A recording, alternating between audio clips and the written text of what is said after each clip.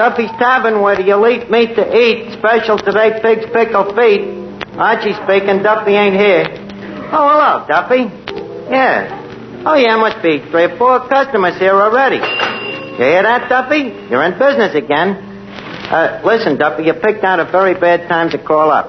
Yeah, we're just going to go on the air for a broadcast. Now, wait a minute, Duffy. Don't get all excited. It ain't costing a cent.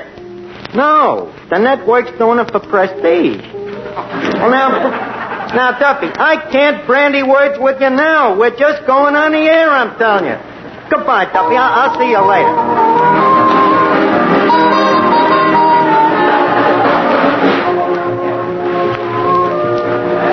Good evening, ladies and gentlemen. This is Mel Allen. Forecast invites you to join us for a decidedly informal evening at Duffy's Tavern, where anyone under the sun is likely to drop in any time to talk things over with Archie. Almost anyone may drop in tonight. Now, people we're sure will be around, however, are Gertrude Neeson, Colonel Stoopnagle, Larry Adler, and John Kirby's orchestra. And now I turn you over to that past master of ceremonies, Archie.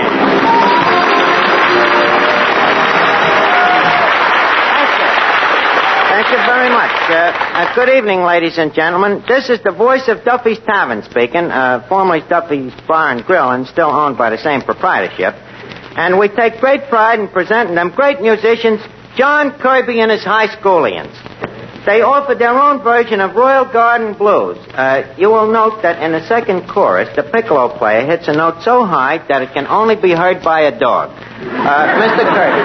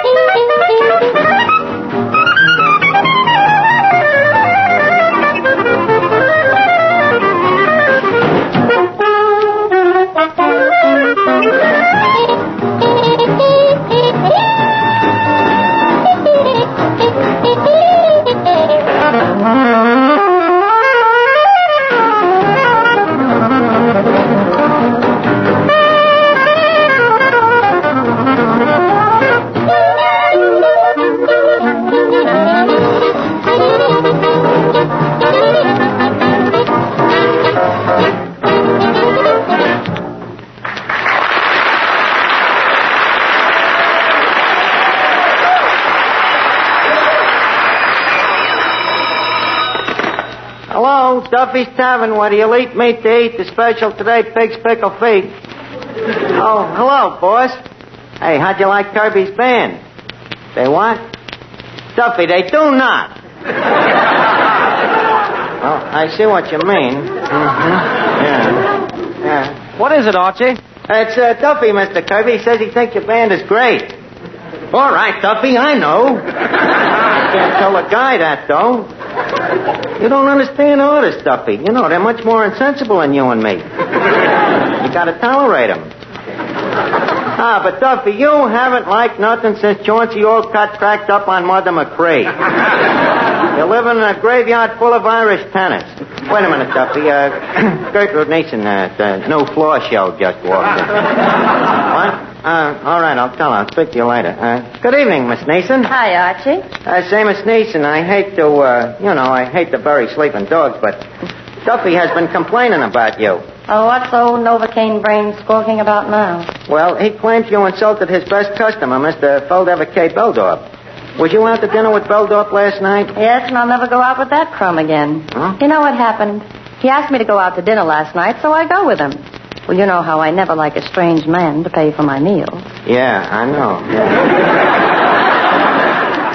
So I said to him, Mr. Beldorf, I insist that this dinner should be Dutch. But he said he absolutely wouldn't hear of it. Well, that's nice. He said I had to pay for him, too. That's that Beldorf, so what did you do? Oh, I did what any lady would do. I broke a plate over his head. What else could you do? Well, frankly, as man to man, do you think that breaking a plate of soup over a guy's head should be construed as an insult? No, but Beldorf's a little hypersensitive.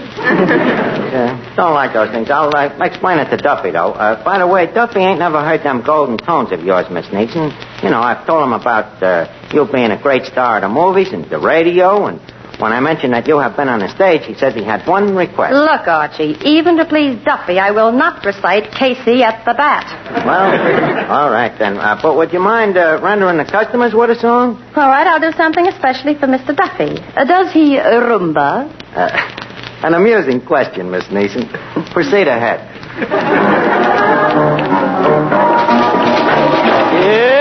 Bailar con la rumba, mi negra, Marina le toca. Mariana le Is a little knowledge quite good? Maybe it won't help you, but it should. You cannot travel unless you know how Latin say yes. That inspirational, so sensational, oh sensational, yes. In Spain they say, si, si.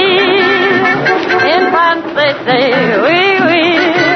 Every little Dutch girl says, yeah, yeah. Every little Russian says, da, da. But, sweetheart, tell me why. No matter how I try, you won't listen to my plea, won't say yes in any language to me. Why don't you say, si, si? All the monkeys in the tree, they don't have to say, si, si. All they do is wag their little tails. That's a little gag that never fails. But, sweetheart, tell me why. No matter how I try, you won't listen to my plea, won't say yes in any language to me. Why don't you say, si, si?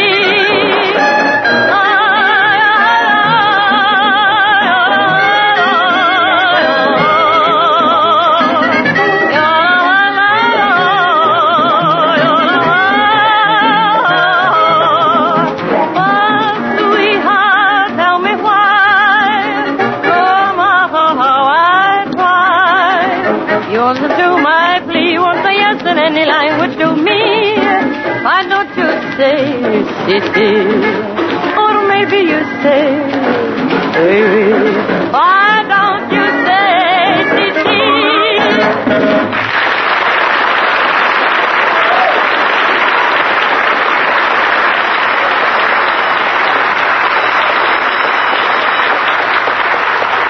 Excuse me. Good evening.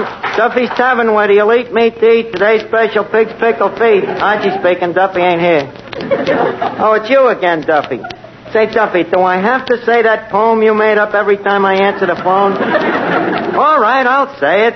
Only we're going to be in trouble when the special is corned beef hash. Say, by the way, what did you think of Gertrude Neeson singing? What? Well, gee, Duffy, some people like her. What? A little more pizzicato. All right, I'll tell her. He says you should have sang louder, Miss Neeson. Let me have that phone. So, you didn't like my singing, Mr. Duffy. And you're the greatest living authority on Irish tenors. You call what you're doing living? Oh, so your wife says a girl who sings like I do would smoke cigarettes. Listen, you crummy old broken-down barfly, you miserable no-good four-flushing... What? Yes, you can call me Gertrude. And furthermore, lame brain, if I had the wings of an angel, I'd beat your brains out with them. Goodbye.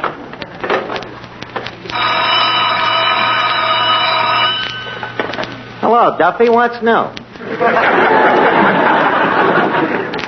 Duffy, you and your Irish tenors. Wait a minute. Colonel Stoopnagel just come in. Good evening, Colonel. Harding, Screechy.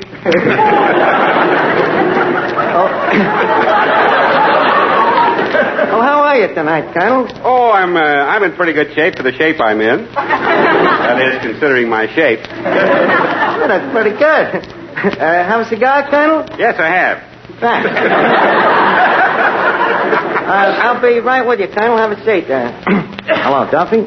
The Colonel's got a look in his eye like a $3 porterhouse. If I play my cards right, maybe I can sell him a slice off of that Kansas City steer you've been saving for inflation. Well, listen, Duffy, that steer ain't getting no younger. Okay, see you later. Well, Colonel, you sure are a sight to give a person sore eyes.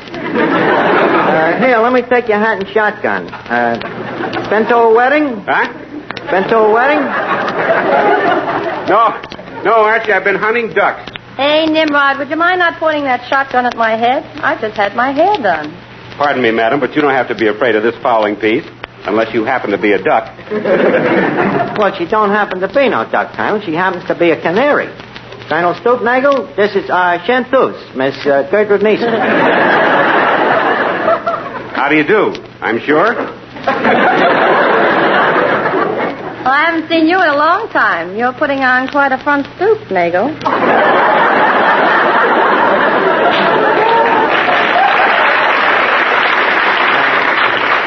Better give me that foul piece, Colonel, and I'll put it out of harm's way. Hey, careful of that, Archie. That's no ordinary shotgun. It ain't, huh? It's what I call a sawed-on shotgun. Oh. You will also observe that it's made with one barrel on top of the other instead of side by side. It's for shooting ducks who happen to be riding piggyback. That's certainly a very clever blundering bust, Colonel. Blundering bust. Oh, yes. And here's another startling feature about it. One barrel is loaded with bullets, and the other barrel is loaded with nothing. Loaded with nothing? Why is that? Well, the loaded one's for shooting ducks, and the unloaded one is for not shooting innocent bystanders. Oh. Say, Archie, how about that steak for the Colonel? Oh, yeah, thanks for reminding me. Say, Colonel, we got a steak here we've been saving especially for you. Archie, now you're talking. After that duck hunt, I could eat a horse. Colonel, you have placed an order. Nick, that saddle steak for Colonel Stoopnagel. Want me to ride it in, boss? No, just slap it on the rump and hold the kitchen door open. It'll walk you. Oh, good evening, Officer Clancy. What'll it be, the usual absence frappe? Never mind that. Who belongs to the blue sedan parked outside, next to the fire hydrant? Well, what's wrong with that? It's my own fire hydrant. Now listen, you. Now, you listen, Clancy. You're supposed to be a friend of Duffy's. Why do you always come in here annoying the customers? You listen here, Archie, and don't be giving me no back talk. You keep your customers obeying the law, or I'll close you up. Well, you can't close us up. We ain't got a license. Yeah, but I never... Well, don't let it happen again. Okay, Clancy. Holy smoke, Colonel. If he ever finds out we really got a license, we're going to be in trouble. Well, don't worry, Archie. I've got a pull with the mayor. I can arrange to have your license revoked. Oh, thanks. Thanks very much, Miss Mason. Oh, nothing at all. Say, Archie. Yes, Colonel. Could I interest you in this thing here that I've just invented? Well, what is it, Colonel? To me, it looks just like a door. A door it is. It's a bathroom door that you don't have to wait outside of. You don't have to wait outside of. Well, why is that, Colonel? Because it opens into a closet. Gosh, Colonel, you sure have got a furtive mind. I'll bet you'd have a million suggestions how to improve this place. Well, I have one idea you might use, Archie. I've just invented a brand new drink. It's made by brewing malt and yeast and hops together, and the result is a tangy, golden liquid with a frothy head on it. But, Colonel, we got that here. That's beer. That's odd. That's what I call mine. Now, wait a minute, Colonel. Beer was invented more than 2,000 years ago. Really? It seems like only yesterday. Say, Colonel, have you ever tried your hand at inventing an Irish tenor? Why? Well, Duffy says I either get an Irish tenor or I'm fired. My boy, never despair. I, Colonel Lemuel Q. Stoopnagel, am an Irish tenor. Aretha, we're saved. Oh, but wait a minute. Duffy only likes Irish tenors. Ah, sure, me own mother was a queen of the queens of County Down. Ah, she wasn't dead. Indeed, she was. How well I remember me mother and I. Colonel. Over in the cold. Hey, Colonel. South door walk iron. Hey, Colonel. Colonel, can you... Colonel, Colonel, Colonel, can you sing with a kind of a catch in your voice, maybe? Listen, Archie, when you hear me sing My Wild Irish Rose, you'll hear the lakes of Killarney. You'll hear the Shannon River flowing softly down to the sea. You'll hear the lilt of Irish laughter, the salt of Irish tears, the beat of brave Irish hearts, and the wail of the Irish banshee. Oh, she was indeed! Indeed, she was! See what I mean, Archie? Yeah, that's just what I'm afraid of. If it ain't done right, Duffy will be on that phone quicker than Jack Robinson and tear the roof off me. Don't worry about a thing, Archie. This will be magnificent. To the pipes, Mr. Kirby. My wild Irish rose. Colonel, I think you better stop. You may look at... Hello? This is Finnegan's Pharmacy. This is Finnegan the pharmacist speaking. All right, Duffy, don't get so excited. All right, well, he stopped, didn't he? What? Oh, Duffy. Well, that ain't possible. No, Duffy, it is not possible. All right. Hey, what was that, Archie? Nothing. We had a request, that's all. Well, I'm always glad to oblige. What was the request? Never mind, you couldn't do it. Say, Archie. Say, Archie. Yeah? Look who just came in. You know Larry Adler, the harmonica player. Why, sure. How are you, Mr. Adler? Glad to see you. Hello, Archie. Nice seeing you again. Say, Archie, you know Larry Adler happens to be the finest harmonica player in the world. You think Duffy would like a sample of his talent? That Duffy don't want guys with talent. He wants Irish tenors. Well, Archie, if it'll help at all, I know a million Irish tunes. Say, Mr. Adler, do you know Danny Boy? Duffy always liked that one. Sure, me boy. Oh, I know it well. Okay. Well, let's take a chance on Mr. Adler. But, Mr. Allen, when you announce him, you know, there's no use confusing Duffy about the man's name. You know what I mean. Yeah. I get it, Go ahead. Archie. I get it. Ladies and gentlemen, Danny Boy, played on the harmonica by the world's greatest harmonica virtuoso, Larry O'Adler.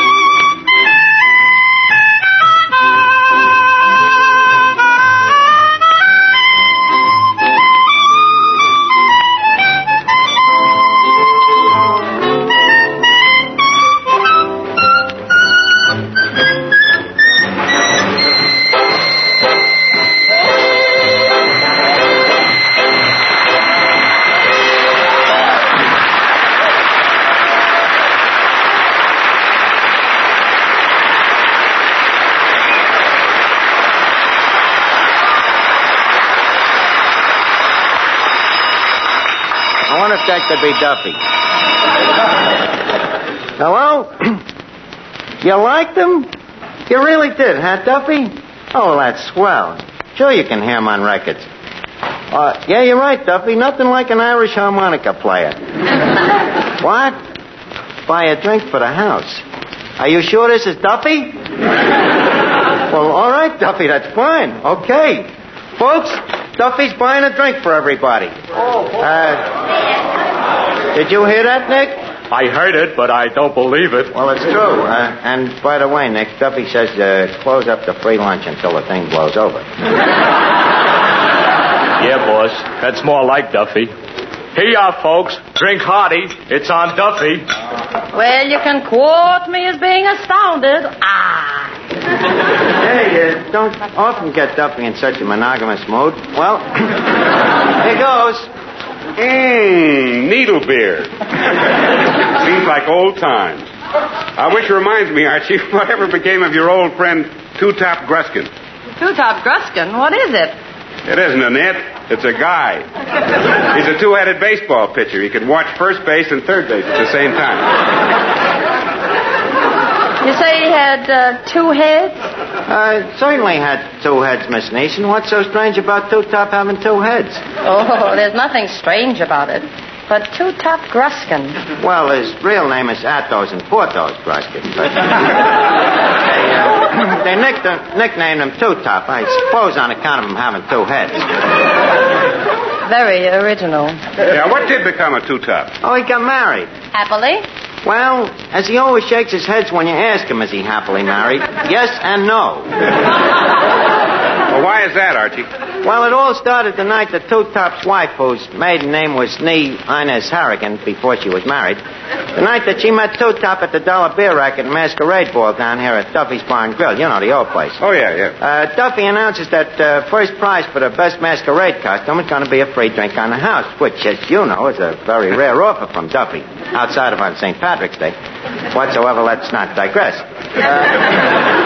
Anyway, the masquerade gets rolling, and there's terrific competition for the free drink when all of a sudden in comes the big piece of resistance himself. He comes in. Two-Top Gruskin himself. He comes as a pair of bookends. There's a pair of bookends? Yeah, with a book between his two heads, a book his mother gave him. A little book his mother gave him called My Son, My Son. I get it, boss. I get it. She knew him like a book, eh, boss? Hey, that's good, Nick. But let's not have no more of that. Well, anyway, when midnight comes, the judges give the first prize to the bookends. And when he takes off his masks, everybody is amazed to see that the winner is Two-Top. That's how he met Inez. When he takes his masks off, she gives him a quick glance, and then she turns around again and gives him another glance to confirm the first glance. And right away, it was love at first sight.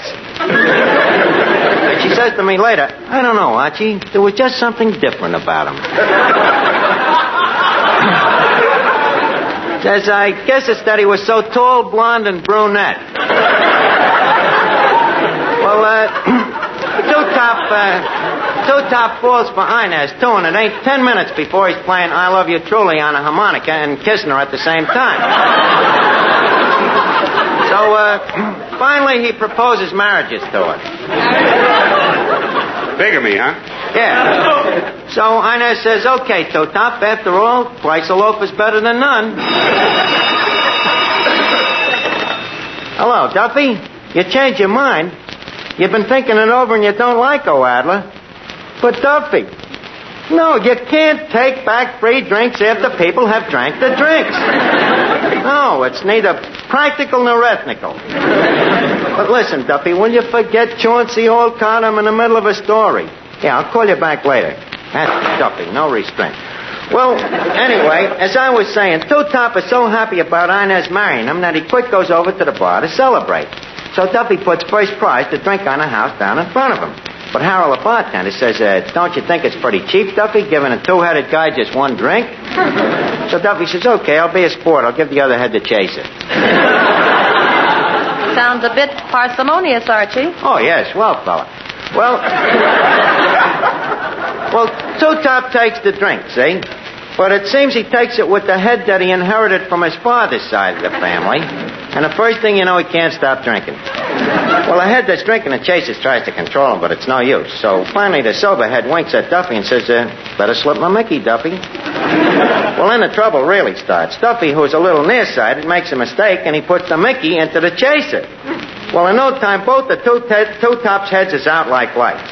Well, with this, Inez gets mad and she hollers, you're drunk. So as one man, two-top comes two, or rather he comes four, and he says, who's drunk? So she says, you are. You on the left. Says, come on, Porthos, I'll marry you, but I never want to see that other face again. And that's why, Colonel, to this day, if you ask Two-Top, is he a happy married man, he always nods one head yes and shakes the other head no. Archie, that's a wonderful story. You're a natural-born raconteur. Thanks, I think. But I'll be a natural-born corpse if I don't get an Irish tenor for Duffy. Say, Archie.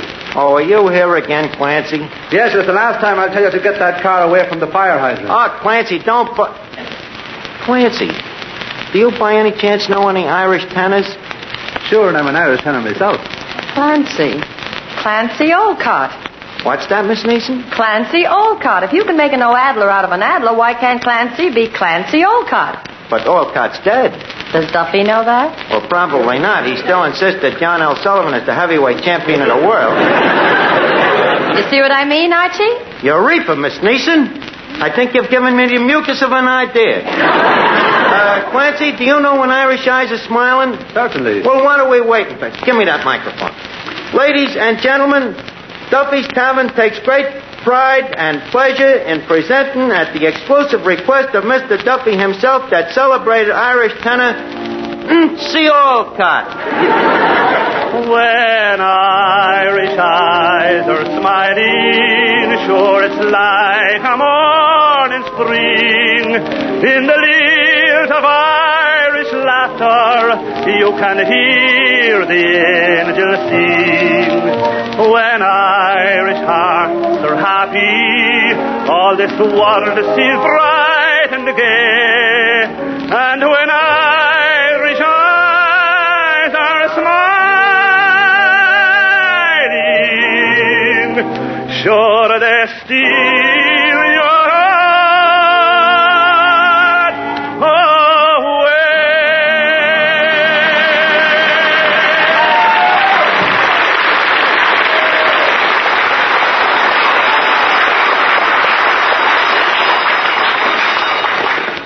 Hello, Duffy. You liked it, huh? Well, it's about time you heaped an encomium at me. What? Ah, Duffy. What do you know? He's crying. Always cries when he hears an Irish tenor. Ah, now, Duffy, please. Well, stop, Duffy, stop. Of course we all love you, Duffy. Everybody loves you. Ah, the world ain't against you. Oh, for the love of Mike, Duffy, it ain't true. I tell you, we love you like I was our own son.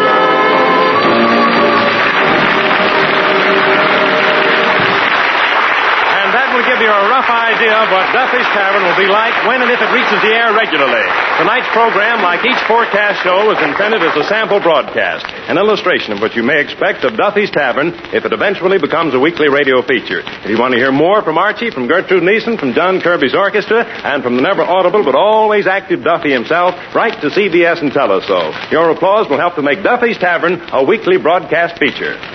Next week, Forecast will present a full-hour show from Hollywood, a large-scale musical variety program called Of Stars and States. The cast, headed by John Bowles, will include Virginia Vale, Nan Gray, Arthur Q. Bryan, and Governor Leo Daniel of Texas. This is the Columbia Broadcasting System.